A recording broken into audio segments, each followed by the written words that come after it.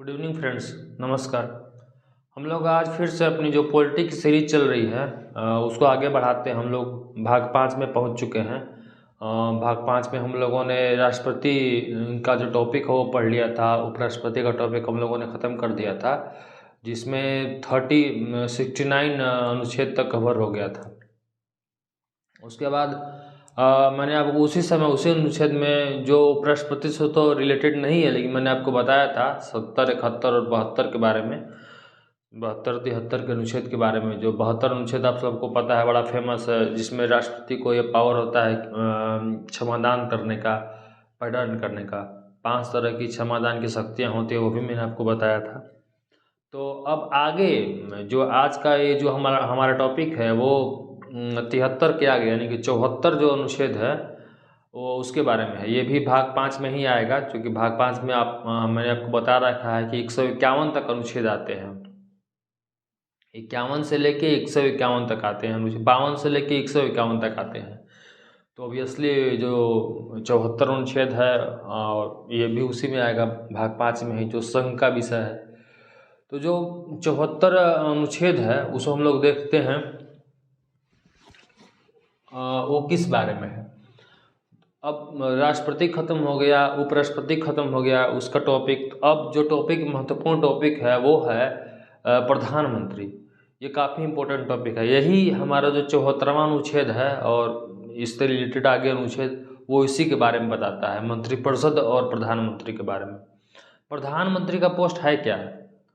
जो मंत्रिपरिषद होती है उस समूह का जो हेड होता है, जो मुखिया होता है, उसी को पीएम यानी कि प्रधानमंत्री कहा जाता है। सारे मंत्रियों का प्रधानमंत्री हो गया। तो अब देखिए, सारे मंत्रियों से क्या मतलब है आपका। पॉलिटी आप इसी तरह से सीक्वेंस में पढ़ते जाइएगा तो काफ़ी जल्दी ख़त्म हो जाएगा। जितना जल्दी ख़त्म हो जाएगा उतना अच्छा है। अब वीडियो में नहीं ला पाया, इसमें थोड़ी मेरी भी गलती है, लेकिन थोड़ी आप लोगों की भी गलती है। सब्सक्राइब आप लोग कर ही नहीं रहे हैं। मैं नहीं बोल रहा हूँ, इसका मतलब क्या, मतलब सब्सक्राइब ही नहीं कर रहे हैं, कोई लाइक कुछ भी नहीं। कमेंट क्वेश्चन भी पूछता हूँ तो कोई कमेंट भी नहीं करता है, इसीलिए मन भी नहीं करता बनाने का। खैर देखिए, ये जो आर्टिकल 74 है, इसमें मंत्रिपरिषद के बारे में बताया गया है कि जो मंत्रिपरिषद होगी उसका जो प्रमुख होगा वो पीएम होगा, प्रधानमंत्री होगा। तो मंत्रिपरिषद का मुखिया कौन होगा? प्रधानमंत्री होगा।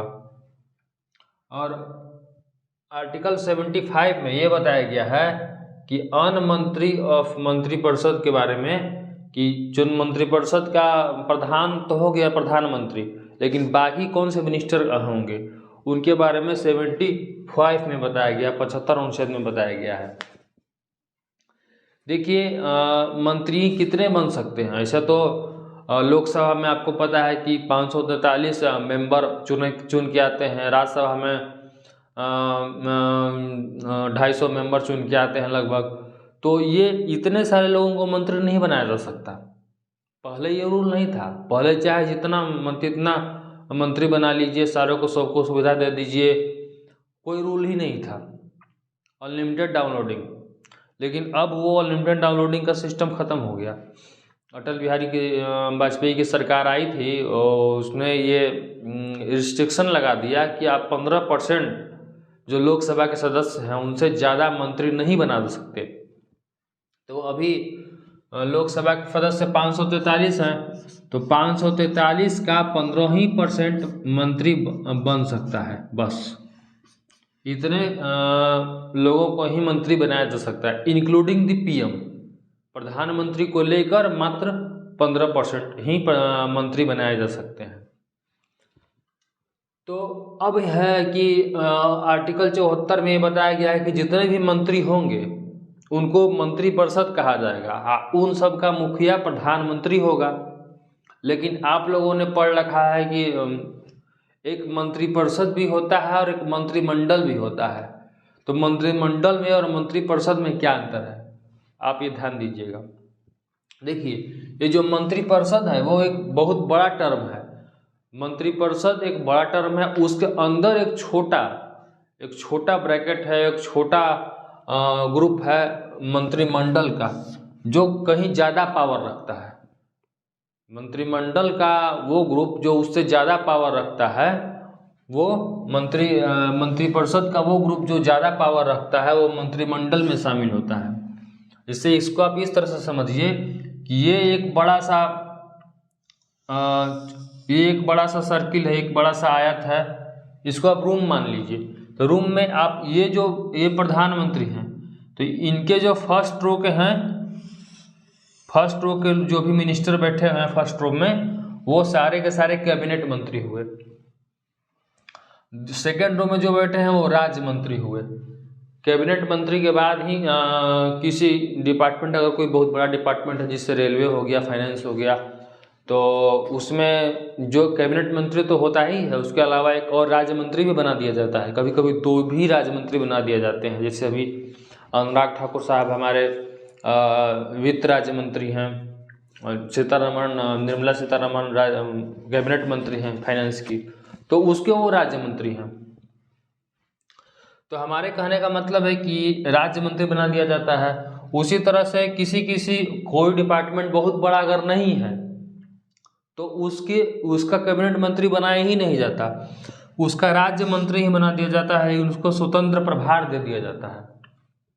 तो ये तीसरे टाइप के मंत्री हो गए। उसके अलावा एक और टाइप के मंत्री होते हैं जिनको बोलते हैं उप मंत्री। इनका ज़्यादा पावर होता नहीं है, लेकिन इन्हें भी मंत्रिपरिषद में शामिल किया जाता है। तो जो फर्स्ट टाइप के मंत्री हैं कैबिनेट मंत्री हैं, और जो थर्ड टाइप के मंत्री हैं स्वतंत्र प्रभार वाले राज्य मंत्री, इन दोनों को मिला के मंत्रिमंडल बनता है। इन दोनों को मिला के मंत्रिमंडल बनता है, यानी कि ग्रुप ऑफ मिनिस्टर बनता है, यानी कैबिनेट मंत्री और राज्य मंत्री को मिला के। तो थर्ड टाइप पे थे, यहाँ पे जो थे स्वतंत्र प्रभार वाले, इनको मिला के आपका बनता है मंत्रिमंडल। यानी कि मंत्रिमंडल जो है एक छोटा ग्रुप है, लेकिन यहाँ पावर ज़्यादा है, और मंत्रिपरिषद जो है एक बड़ा ग्रुप है जिसमें ऑलरेडी ये वाले मंत्री इसमें शामिल हैं। कुछ और मंत्री इसमें ऐड हुए हैं, लेकिन ये वाले मंत्री तो इसमें रहेंगे ही। इस तरह से मंत्रिपरिषद और मंत्रिमंडल दोनों का अलग अलग स्ट्रक्चर होता है। अब हम लोग देखेंगे, आप लोग आर्टिकल्स देखते जाइएगा। 74 में यानी कि 74 में मंत्रिपरिषद का जिक्र है। इसमें यह लिखा हुआ है कि एक मंत्रिपरिषद होगी जिसका मुखिया प्रधानमंत्री होगा, और 75 में लिखा हुआ है कि जो भी अलग अलग अन्य मंत्री होंगे उनके बारे में लिखा हुआ है कि अन्य मंत्री भी बनाए जाएंगे मंत्रिपरिषद में, उनके बारे में आर्टिकल 75 में लिखा हुआ है। और आर्टिकल 76 अभी यहाँ मैंने लिखा नहीं है, लेकिन क्योंकि वो इससे थोड़ा अलग टॉपिक है, वो आर्टिकल 76 जो है महान्यायवादी का टॉपिक है, अटॉर्नी जनरल के बारे में। तो मैं कल उसके बारे में बताऊंगा, अटॉर्नी जनरल, सॉलिसिटर जनरल, ये सब कल उनके बारे में बताऊंगा, आर्टिकल 76 के बारे में। लेकिन